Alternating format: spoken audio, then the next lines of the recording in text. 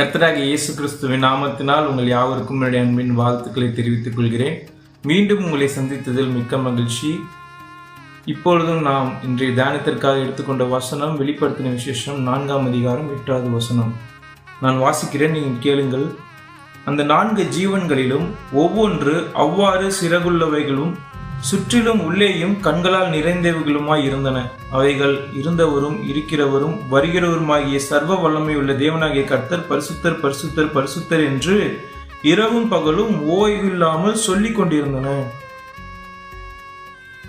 எனக்கு அன்பார்ந்த தேவ ஜனமே, இந்த நாளிலும் கூட இந்த வசனத்தை தியானிக்க தேவன் நமக்கு கொடுத்த நல்ல கிருபைகளுக்காக நன்றி செலுத்துகிறேன். இந்த வசனம் அப்போஸ்தலனாகிய யோவானுக்கு தேவன் வெளிப்படுத்தின தரிசனத்தின் மூலமாக கிடைக்கப்பட்ட வார்த்தைகளாகும். இப்பொழுதும் நாம் தியானிக்கிற இந்த வசனம் குறிப்பாக சொல்லும் பொழுது கர்த்தருடைய மகத்துவத்தை அவர் காலங்களுக்கு உட்பட்டவரில்லை என்று சொல்லுகிற விதமாக அமைந்திருக்கிறது. அதாவது சர்வ வல்லமை உள்ள தேவன் என்பது அவர் எல்லாவற்றையும் ஆளுகிறவரும் எல்லாவற்றிற்கும் அவர் சொந்தக்காரராய் இருக்கிறவருமாய் சொல்லப்பட்டிருக்கிறது. அவர் எல்லாவற்றையும் தன்னுடைய கண்ட்ரோல்ல வைத்திருக்கிற தேவனா இருக்கிறார். அப்படி இருக்கிற தேவன் காலங்களுக்கு உட்பட்டவர் அல்ல, காலங்களுக்கு அப்பாற்பட்டவர், சூழ்நிலைகளுக்கு அப்பாற்பட்டவர். நம்முடைய தேவன் எல்லா சூழ்நிலைகளுக்கும் அப்பாற்பட்ட தேவன்.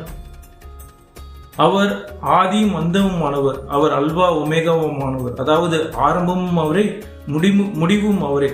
இப்படிப்பட்ட தேவன் அவருடைய மகத்துவத்தை சொல்லும் விதமாக அவருடைய மகத்துவம் சர்வ வல்லமை உள்ள தேவன் பரிசுத்தர் பரிசுத்தர் பரிசுத்தர் என்று அவருடைய பரிசுத்தத்தை குறித்தும் அப்போஸ்தலனாகிய யோவானுக்கு தேவன் வெளிப்படுத்தி இருக்கிற காரியங்கள். இந்த வசனத்தை தியானிக்கும் பொழுது எனக்கு ஒரு காரியம் நினைவுக்கு வருகிறது. சமீப காலமாக கோட் என்று, அதாவது கிரேட்டஸ்ட் ஆஃப் ஆல் டைம் என்று சொல்லுகிற இந்த வாக்கியம் அதிகமாக புலப்படுகிறது. கிரேட்டஸ்ட் ஆஃப் ஆல் டைம் சொல்லும் பொழுது எல்லாவற்றிற்கும் எல்லா நேரத்திற்கும் எல்லா நிலையிலும் மிகவும் பிரம்மாண்டம் என்று அர்த்தமாய் இருக்கிறது. அப்படி பார்க்கும் பொழுது உண்மையாக சொல்ல போனோம் என்றால் இந்த வார்த்தை யாருக்கு பொருந்தும் என்றால் நம்முடைய தேவனுக்கு பொருந்துகிறதாம். இருந்தவரும் இருக்கிறவரும் வருகிறவரும் ஆகிய என்று சொல்லியிருக்கிற அந்த வார்த்தையின்படி பார்க்கும் பொழுது இருந்தவர் என்று சொல்லும் பொழுது 2 பேர் நாம் சொல்லலாம். பழைய ஏற்பாட்டு காலத்தில் யெகோவா தேவனாக நம்மோடு இருந்திருக்கிறார். புதிய ஏற்பாட்டு காலத்தில் இயேசு கிறிஸ்துவாக நம்மோடு இருந்திருக்கிறார். பழைய ஏற்பாட்டு பரிசுத்தவான்கள் யெகோவா தேவனுடைய எல்லா வழிநடத்தல்களிலும் அவர்கள் பலனடைந்திருக்கிறார்கள்.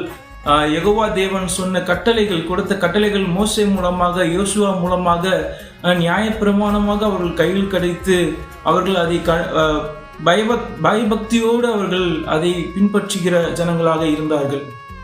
சொல்ல வேண்டும் என்றால் ஒரு வெறி, அதாவது தேவன் மீதும் தேவன் சொல்லுகிற கட்டளை மீதும் அவர் கொடுத்த நியாய பிரமாணங்கள் மீதும் ஒரு பயபக்தியோடு வெறியோடு கூட அவர்கள் இருந்ததாக பார்க்கிறோம்.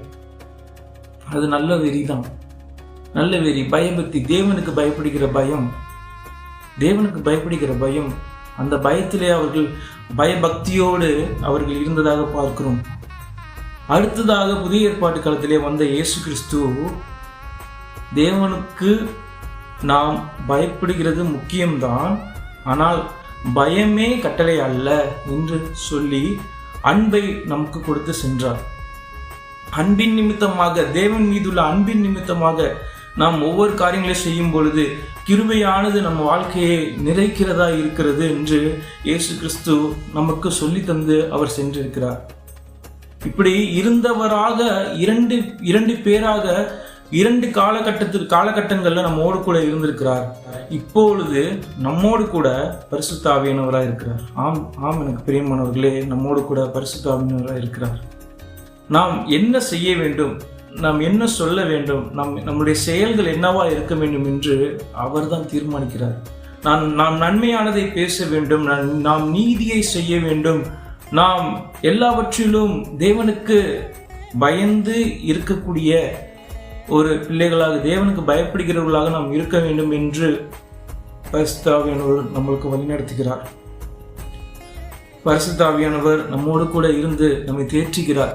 இந்த உலகத்தின் சூழல்ல பார்க்கும் பொழுது, இந்த உலகத்துல எல்லா சூழ்நிலைகளிலும், அதாவது நம்முடைய வாழ்க்கையில இருக்கிற எல்லா அப்ஸ் அண்ட் டவுன்ஸ், எல்லா சிச்சுவேஷன்ஸ்லையும் நம்மோடு கூட இருந்து நம்மை தேற்றுகிறவராக இருக்கிறார். நம்ம மனசுல நினைக்கிற ஒவ்வொரு காரியத்தையும் அவர் அறிந்திருக்கிறார்.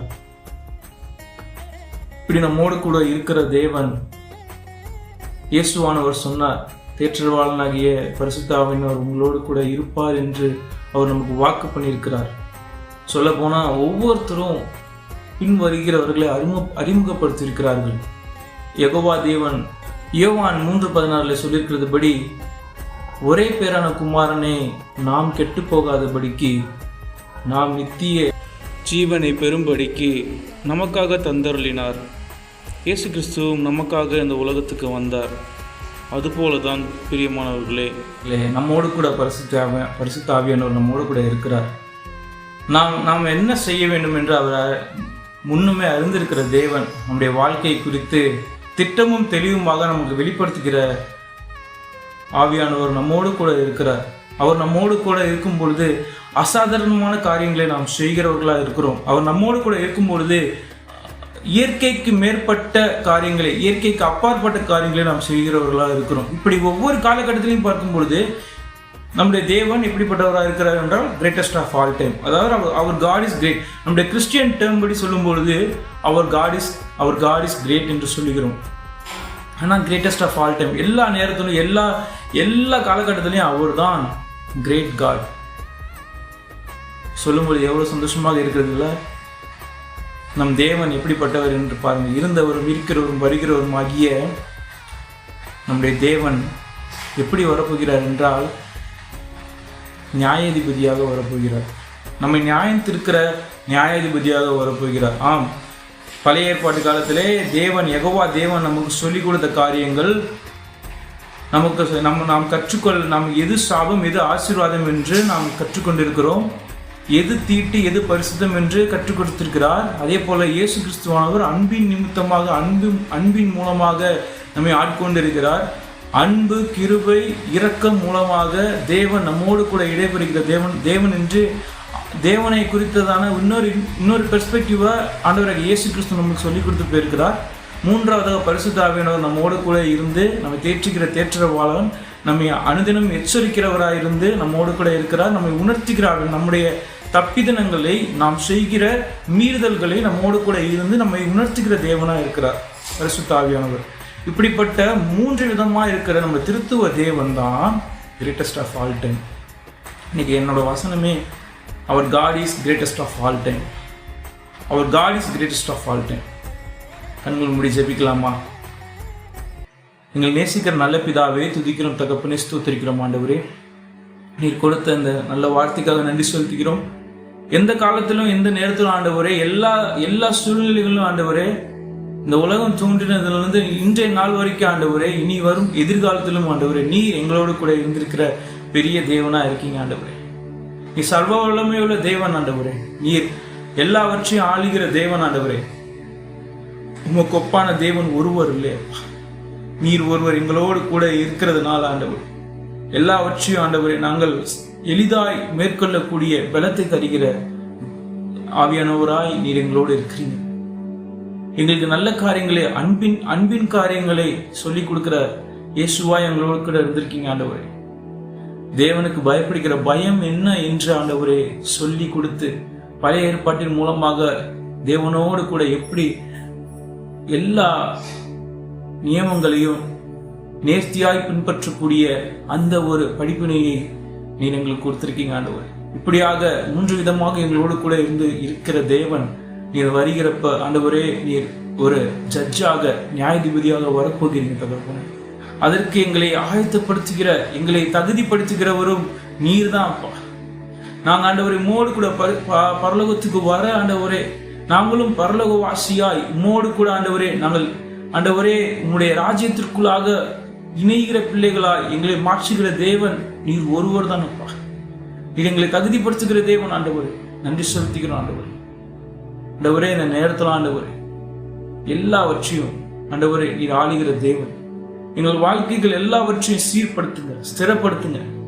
என்னென்னலாம் ஆண்டவரே எங்களுடைய வாழ்க்கையில குறைகள், குற்றங்கள், குறைகளா இருக்கிறதோ எல்லாவற்றையும் ஆண்டவரே நீர் ஆராய்ந்து பார்த்து ஆண்டவரே நீர் எல்லாவற்றையும் நன்மையால் நிரப்பும்படியா ஜெபிக்கிறோம் ஆண்டவரே.